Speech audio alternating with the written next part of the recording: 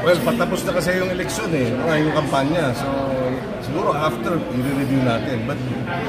But now that you mentioned it, sa mga nakikinig, kaya kami nag-file ng mga kaso dahil nga kasinungalingan ang ikinakalat. Hindi totoo. So, meron kayong naririnig na masama na paninira o mga negative tungkol sa amin. Tandaan ninyo, we already filed cases. Kaya nila filed cases because they're not true. Hindi sila totoo. Kung siguro totoo yan, ba't kami magsasampa ng kaso? So sana maging mapagbantay yung ating mga viewers at yung mga nanonood o nakikinig ang ating mga bukal. Sir, para sa memes nyo lang po na ng yung dagat, pwede niyang isabihin ngayon. Yes! To promote lang. Oo. Number 51 sa balota. Yan. Ito ang kandidatong number 51 sa balota. Wow! 51 sa balota. Ayos!